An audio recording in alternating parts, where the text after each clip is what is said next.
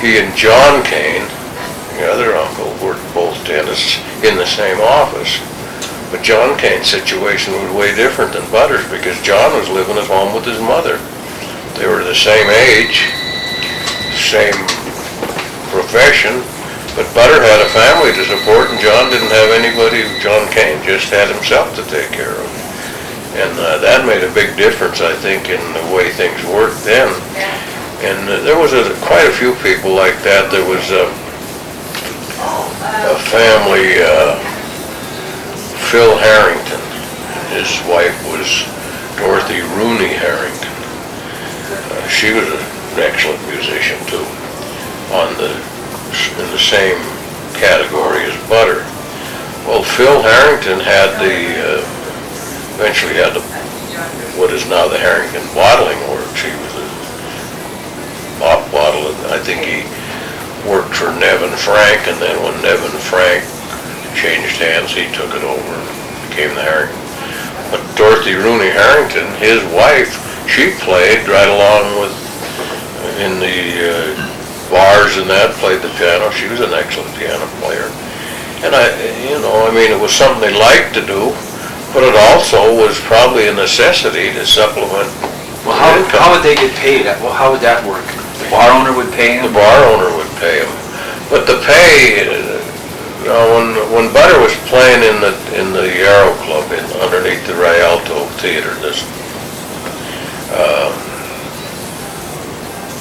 they didn't play till 2 o'clock in the morning. They played all night. As long as there was people around, they played. And at that time, the red light district was going real strong. Well, about 4 o'clock in the morning, the girls off the red light district had started quitting for the night. Well, the first place they went was to a bar uptown, and a lot of them went into the Dugans there. And the first thing they did was throw whoever was there, but this time it was Butter, a silver dollar, play something, Well, the tips probably made them more money than any wages they ever made, I can remember in that place there, Butter had one of those beer mugs, about big as the coffee pot, and he threw the money in there. Well, that'd be full of silver dollars, at all times. Nobody bothered it. And I would imagine, I not knowing any different, that the tips made up the bulk of their income. So they all knew him pretty well, but some of the women from the red light, just because they come there off shift? Yeah, everybody knew him. Everybody knew him. He played in, I was trying to think of the name of the place out here, the big place out where Leifheimer's is on Amherst. Winter Garden maybe, or? No, it was, it was a lot of, in the first place when all this started, Prohibition was on, so there was a lot of bootleg joints that didn't do anything but sell booze or something. There wasn't much entertainment. But then there was a few other places where they had parties. The Silver Bow Club, there was a guy named Joe Rowe was the chef, and he kind of ran the Silver Bow Club. That was up in the building next to the courthouse. And he had a place out at the 9 Mile up on the hill there. They called it Chalet. They'd have parties out there. Well, wherever they had these parties, they had music, entertainment, because everybody went out.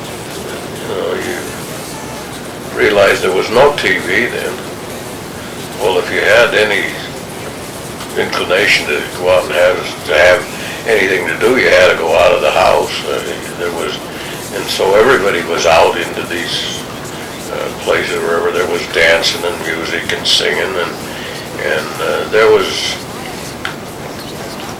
dozens of professional people, working people, that supplemented their income by playing an instrument in a band or playing the piano.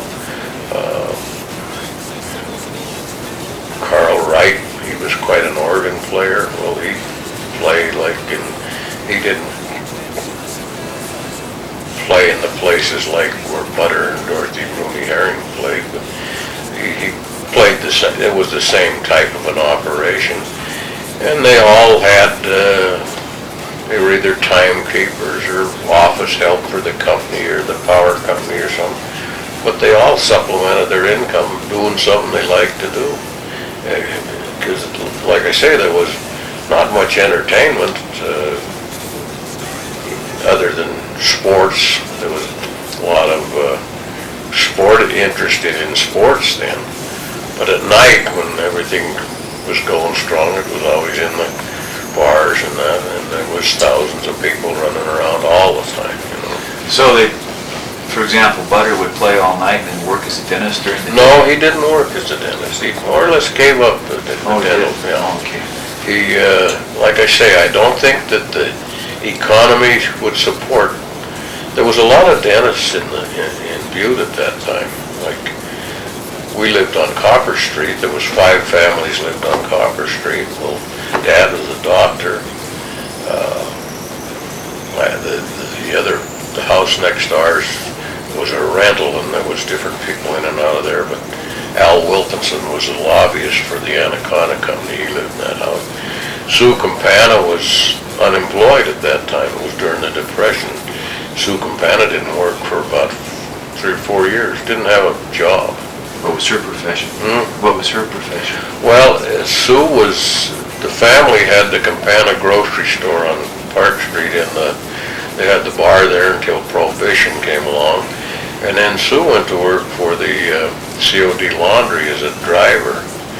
And then the Depression came along, and there was very little, you know, everything slowed down. So he just did any odd jobs he could find to survive. When Harold Nevin lived next door to Sue, and he was a machinist up on the hill, so his job was fairly solid at the time. Then next to them was Dr. Collins. He was a dentist. He and his brother were dentists in where Simon's building is, where Burr's is now. And I just looking back on it, I don't think that the economy would support all the professional people who were here. So people like Butter and some of them just more or less went a different direction. Now, what bars did he play in? Well, he played in where I was well aware of it was in the Aero Club. Dubin's had all kinds of names. The Sump, the Dungeon, Dubin's Dungeon, and this. And then he and Bill Roberts opened up the Butterbill out at the 5 Mile. That was a successful operation, except that Bill Roberts, as I remember, was totally the opposite of Butter. Butter was outgoing, loved people, had to be around people. Arguments didn't bother him, fights didn't bother him. He could handle all that. But Roberts was just the opposite. He was kind of not an outgoing person, kind of a cranky type person.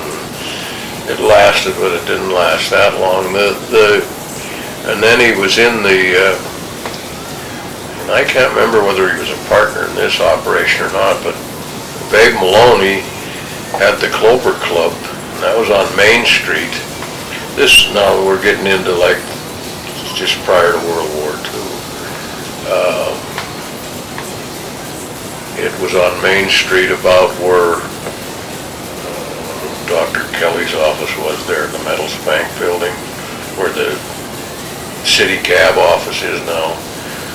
The Clover Club was in there, and Butter was in there with Babe. Well, Babe was quite a singer. Wasn't a musician, couldn't play anything, but he could sing. And he was in there. Well, then they played at the Elks a lot. Of course, Butter was part of the Elks Quartet, which was Butter played the piano, Leo Pelletier, Merv Dempsey, Ray Leif, and Bing Rooney were the quartet. And they played there. They played at different, like the Silver Boat Club, and a lot of other places that I wouldn't even know about, you know, but they were in demand all the time. What about the St. Francis? Was there a speakeasy there at the Well, St. yeah, that was before my time, Well, but what do you know about that? not very much, but that was one of the places where that was one of the bootleg joints that had music, you know, I mean, like I say, a lot of them were just a bar, no entertainment at all, but the St. Francis had music, and I don't know whether, you know, Teddy Treparish, who eventually had the Rocky Mountain Cafe in Materville, was originally a bootlegger. And he had a joint down on South Main Street, but I don't think that there was any music there either.